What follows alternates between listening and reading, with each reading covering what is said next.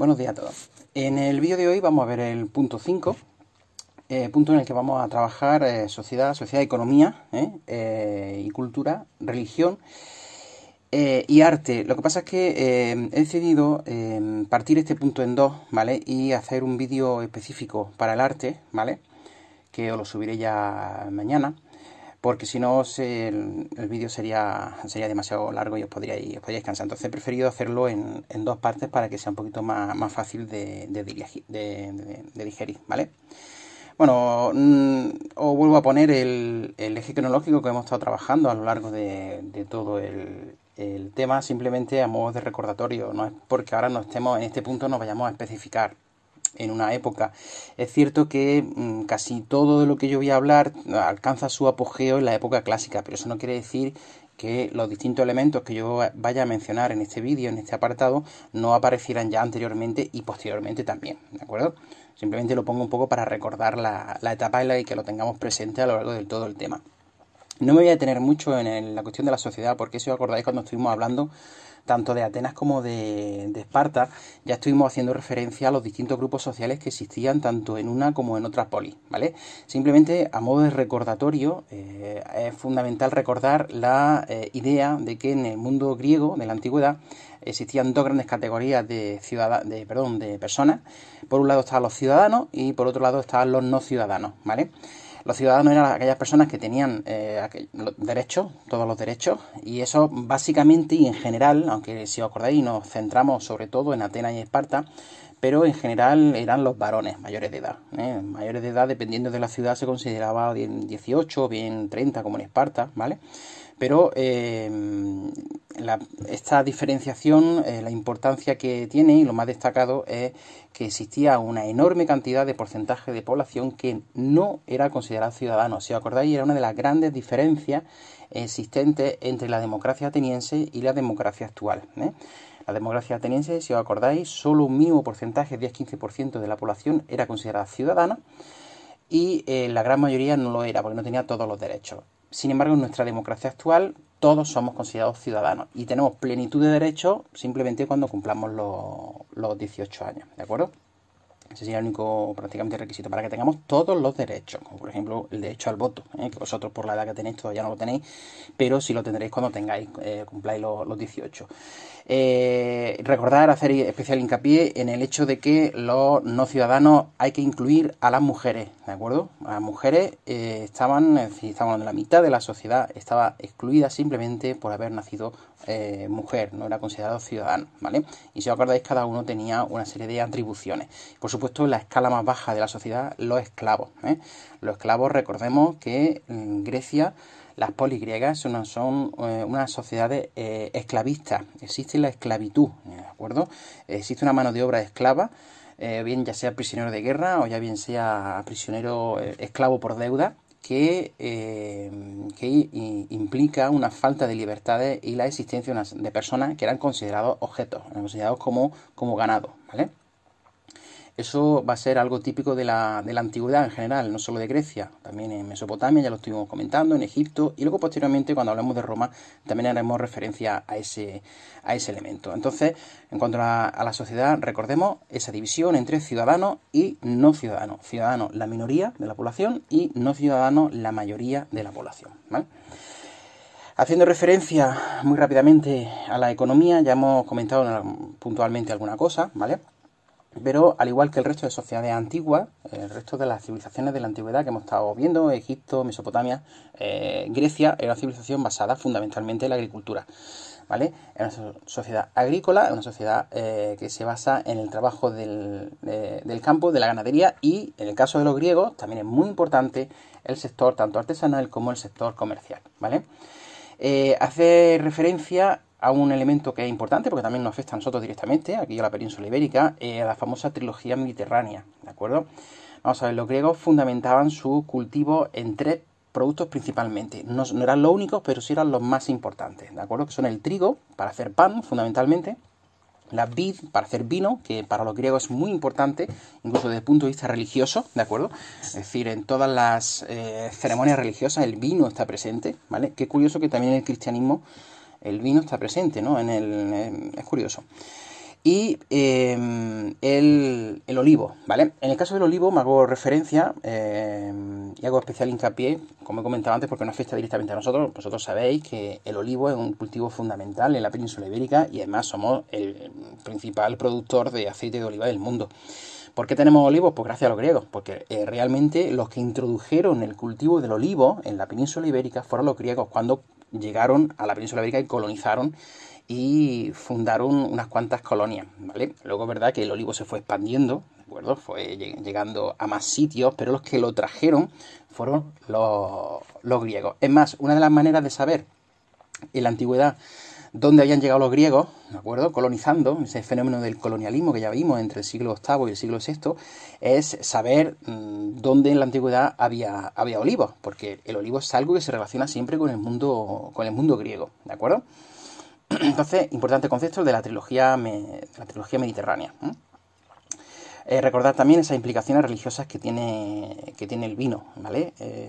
Uno de los dioses, si eso luego comentemos el punto de religión, lo recordamos, uno de los dioses más importantes era el dios Dionisio, Baco, ¿no? En la mitología romana también, que era el dios del vino, ¿vale? Y se hacían festividades en torno a este dios, en el cual pues obviamente se bebía vino, ¿vale? Y la gente se ponía, pues, bueno, un poquito contenta. Y por lo tanto, eso, para el griego es fundamental estos tres cultivos y especialmente, como digo, tanto el aceite, el olivo como el vino, por sus implicaciones religiosas, ¿no? El sector artesano, también la cerámica es fundamental. Existían otros tipos de artesanía, por supuesto, pero la cerámica griega pues alcanzó pues, unos grandes niveles de desarrollo.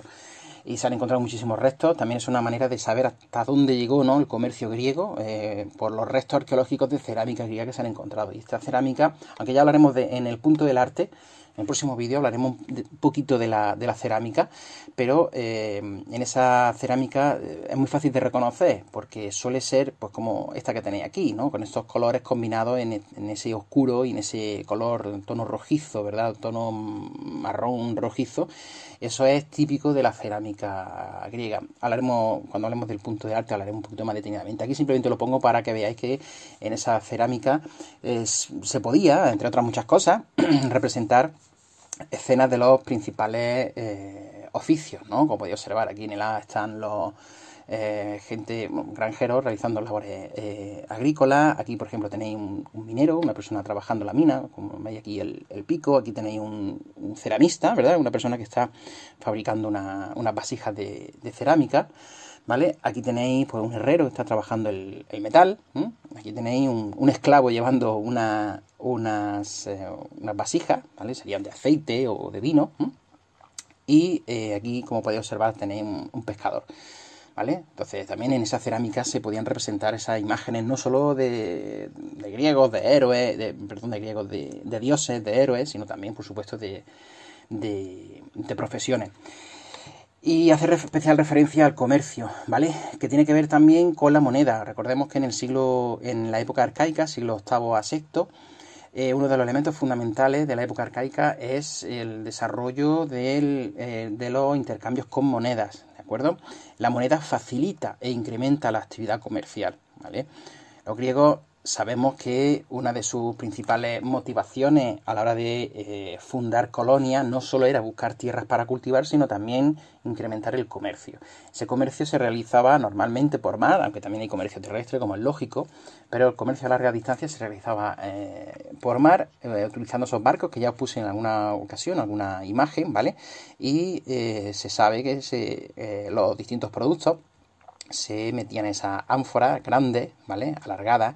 Sobre todo los líquidos, los aceites, el vino, se solía meter en este tipo de ánfora y se ponían en la bodega, como podéis ver aquí, puestos de pie, enganchados con una especie de soportes muy parecido a lo que utilizamos actualmente para las macetas, para los maceteros, para que se aguantaran de pie. Se han encontrado muchos restos de barcos hundidos con centenares de ánforas en su interior. Esa era, como digo, la principal forma de transportar, sobre todo líquidos, por parte de los griegos. Por lo tanto, actividades económicas de importancia, como digo, agricultura, artesanía y comercio. Ya dejando de lado un poco la sociedad y la economía, hace referencia, por supuesto, a la cultura, ¿vale? La cultura griega es la madre, podríamos decir, de la cultura occidental, ¿eh? La cultura actual, occidental, bebe de la filosofía y de la cultura griega. Personaje que por lo menos que os suene, porque no nos vamos a detener en cada uno, ¿vale? Pero por lo menos que os suene el nombre.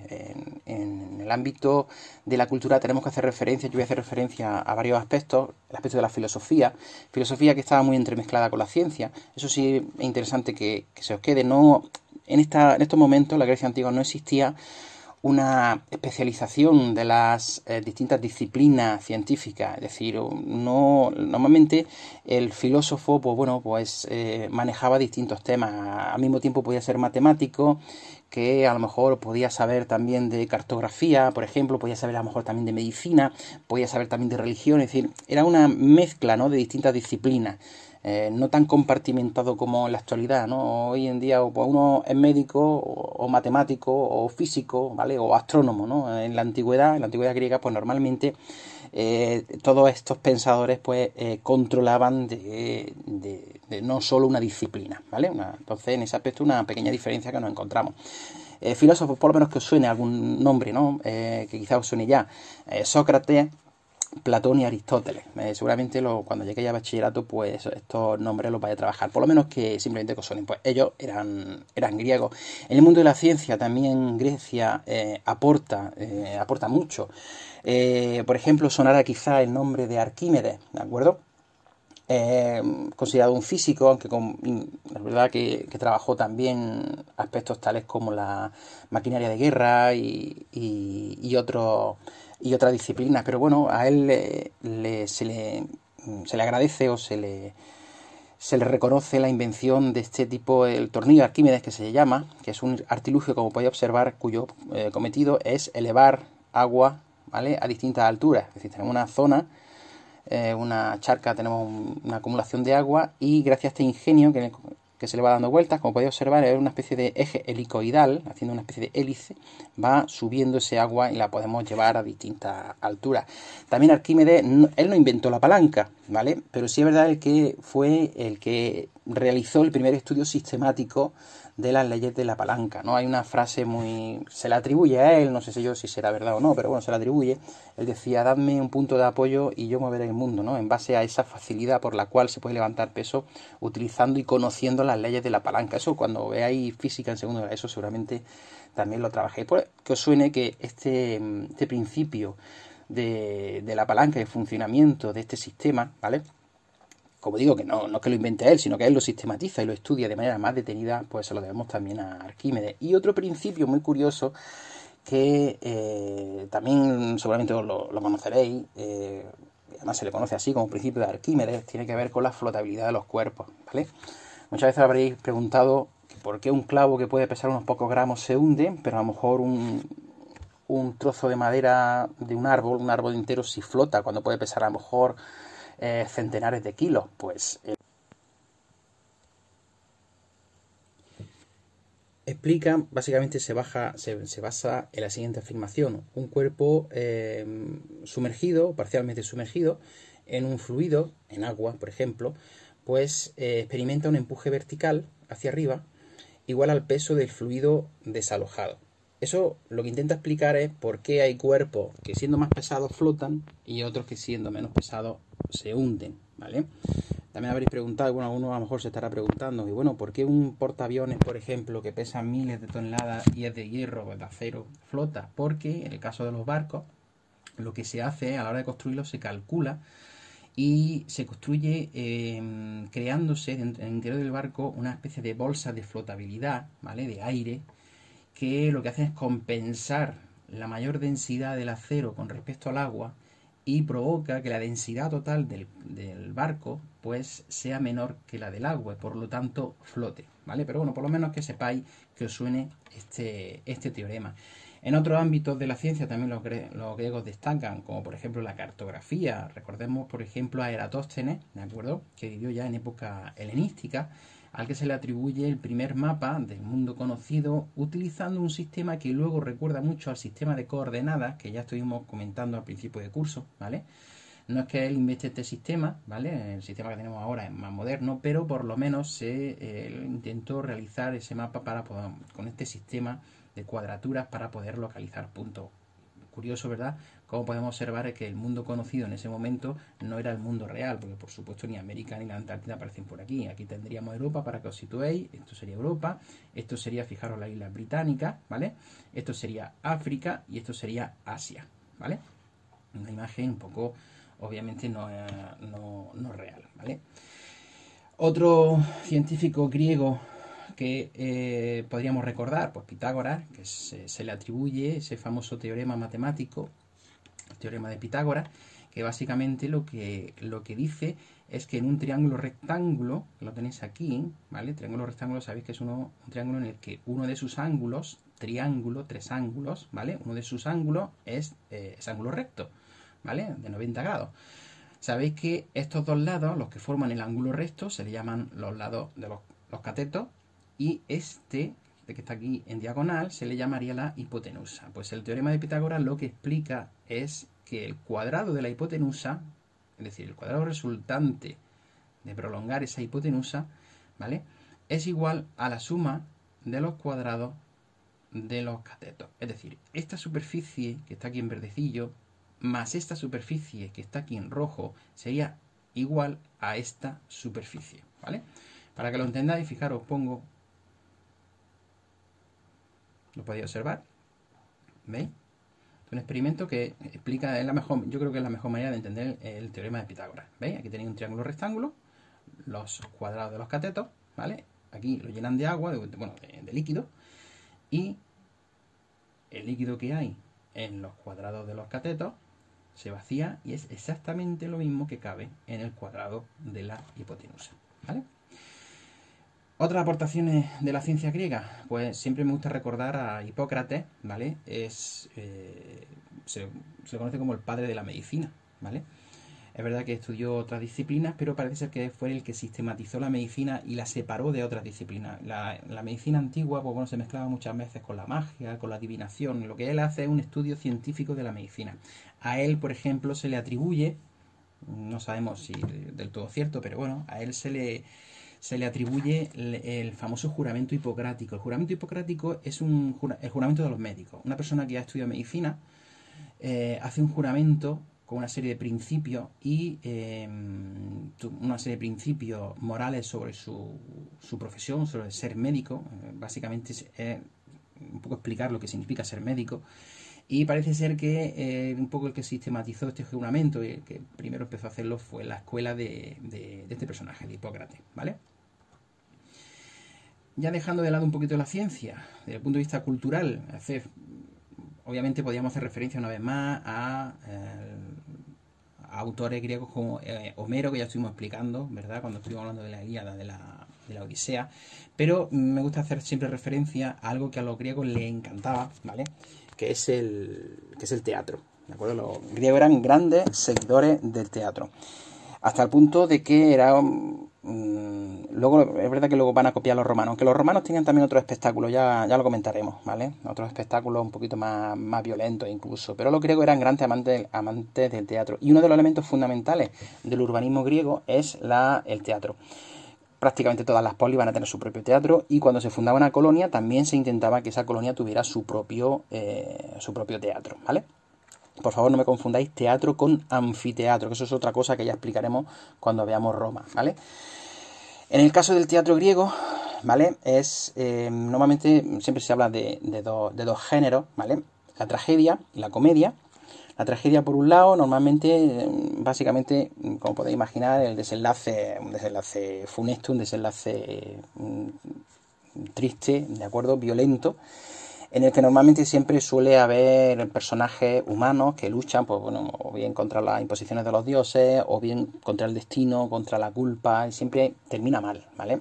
Por otro lado, la comedia, que solía recrear aspectos pues festivos, cuestiones de la vida cotidiana, y el objetivo era pues fundamentalmente hacer reír a la gente. Normalmente los actores siempre eran hombres, e incluso si tenían que encarnar a algún personaje femenino. Y solían utilizar máscaras. Máscaras tanto para, si era tragedia, pues obviamente la máscara con una expresión triste o enfadada, y si era comedia, pues con expresiones, máscaras con expresiones burlescas, ¿no? De risa, etcétera, etcétera. Estos teatros podían albergar varios miles de personas, ¿vale? Tenían distintas partes, las más importantes son esta, la orquesta, que era donde normalmente se hacía la representación, el graderío o cavea, ¿vale? Donde se sentaban los espectadores. Los espectadores más importantes, las autoridades, se solían poner aquí en la parte más baja para que estuvieran más cerca, ¿vale? La escena en la cual se podía poner algún tipo de decoración, ¿vale? Esto obviamente estaba bastante más derruido. Y a modo de curiosidad, pues estos espectáculos se podían durar pues, varias horas. Es decir, era una sucesión, era una obra de teatro y ya está. Normalmente eran prácticamente, podríamos decir, auténticos festivales, ¿vale? Encadenaban una obra detrás de otra. Siempre me gusta, cuando hablo de los teatros, me gusta poner una imagen del teatro más icónico, más representativo de toda Grecia, que es el teatro de Epidauro, que luego sirve de modelo para otros muchos teatros más pequeños. Este llama la atención no solo su forma, ¿vale? Sino sobre todo lo grande que es. Aquí se calcula que cabían en torno a 12-15.000 espectadores. Fijaros si estamos hablando de gente. Aquí veis las proporciones, aquí veis unos turistas, ¿vale? Para que veáis lo grande que es este teatro. Y algunos se estará pensando, y dicen, bueno, y en esta época que no había altavoces, ¿vale? O no había micrófono, ¿cómo podían escuchar el que estaba aquí arriba? Pues se escuchaba.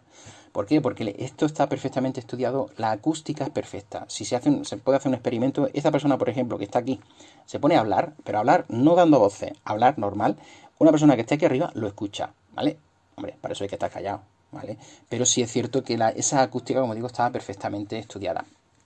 Otro elemento así de importancia, nuestro idioma, el castellano, el español, tiene muchas palabras de origen griego que nos llegan a través de los romanos. Sabéis que nuestro idioma procede fundamentalmente del latín, pero tiene muchas palabras también de origen griego. Aquí tenéis algunos ejemplos de algunos prefijos o sufijos de origen griego. Entonces, alguna palabra que empiece por demo, por ejemplo, sabéis que viene del griego.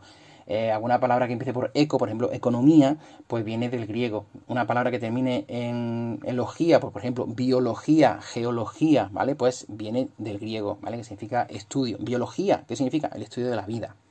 Geología, geo, también es un prefijo griego, significa tierra, pues geología, el estudio de la tierra. Geografía, ¿vale? Significa geotierra, grafía, descripción, pues descripción de la tierra. Y así, pues, con muchísimos términos, ¿vale? Por lo menos para que os suene. Otro elemento cultural que me gusta hacer siempre referencia, el aspecto que hoy en día lo tenemos y es gracias a los griegos, que es la cuestión de la Olimpiada, los Juegos Olímpicos. Los Juegos Olímpicos, sabéis que es una competición deportiva que se realiza cada 4 años, ¿vale? Cada vez cambia de país, ¿de acuerdo? Pero eso tiene su origen en el mundo griego. Los primeros Juegos Olímpicos datan del año 776 a.C., es decir, del siglo VIII a.C., época arcaica. Se llaman olímpicos porque se daban en una ciudad de la península de Peloponeso, la ciudad de Olimpia, de ahí viene, ¿de acuerdo? Olímpico, Olimpia, donde estaba el más importante templo destinado a Zeus, ¿de acuerdo? Que es este que estoy aquí señalando en esta pequeña reconstrucción. ¿Qué es lo que pasaba? Pues que cada 4 años, en verano, ¿vale? Se hacían unas celebraciones que implicaban una serie de competiciones deportivas. Entonces iba gente de toda Grecia. Fijaros si eran importantes, que si había alguna guerra, había algún enfrentamiento, se hacía una especie de tregua olímpica, se detenía el conflicto para que se pudiera participar todos por igual en estas competiciones, ¿vale? La gente obviamente iba de público, ¿vale? Grandes autoridades, y cada polis pues intentaba mandar a sus mejores atletas, y esto se convertía pues en una competición deportiva. También otra diferencia es todos los años siempre se hacía, todas las competiciones se hacían en Olimpia. Eso difiere de la actualidad, ¿no? Que como he dicho, cada celebración de los Juegos Olímpicos va en un país distinto, los próximos son en Tokio, si no me falla la memoria. En la antigüedad en Grecia se hacía siempre en la misma ciudad, ¿vale? Prácticamente el único requisito era ser hombre, ser ciudadano griego y hablar griego, ¿vale? Aunque luego es verdad que depende de la época se va a suavizar un poco, e incluso hay gente que piensa que de manera puntual en algunas pruebas podían competir mujeres entre ellas, alguna cosa puntual, pero bueno, era sobre todo un fenómeno, era un espectáculo protagonizado y dirigido al público masculino. Otra diferencia con respecto a los Juegos Olímpicos en la actualidad, pues hoy en día, pues cada atleta, cada deportista, pues participa pues, en una disciplina, dos como mucho, ¿no? Sin embargo, en la antigüedad, pues normalmente un mismo atleta competía en varias, ¿vale? Había competiciones tales como carreras tiradas por caballos, carreras de carros, carreras de atletismo, de velocidad, lucha también, ¿de acuerdo? Se hacía aquí, ¿vale? Lo que se conocía como la palestra, el estadio se utilizaba para el hipódromo se utilizaba para las carreras de carros, ¿vale? Lanzamiento de jabalina, lanzamiento de disco, disciplinas, muchas de ellas que todavía siguen existiendo en la actualidad, ¿de acuerdo? Y era como digo, una competición que no solo era deportiva, sino también tenía una connotación religiosa importante. A modo de curiosidad, en ese templo de Zeus, ¿vale? Existía la estatua más grande hecha en honor al padre de los dioses, ¿de acuerdo? Una estatua que se le atribuye a un escultor, que ya hablaremos de él en el punto del arte, Fidia, y desgraciadamente se ha perdido. Es considerada una de las 7 maravillas de la antigüedad. Como digo, desgraciadamente se ha perdido. ¿Por qué os pongo esta imagen de aquí abajo? Porque el premio para los atletas en los Juegos Olímpicos no era una medalla como es en la actualidad, ¿vale?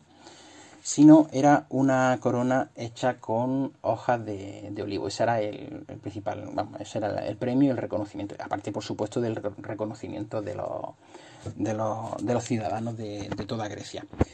Ya para ir terminando, aspecto de religión, no voy a tener demasiado, simplemente mencionar alguna idea puntual. Es una religión politeísta, como todas las religiones de la antigüedad que hasta ahora hemos visto, ¿de acuerdo? Una religión en la cual existe ahí siempre una lucha entre los dioses y los seres humanos. Son dioses representados como personas, no es como por ejemplo los dioses egipcios, que si os acordáis tenían características de animales.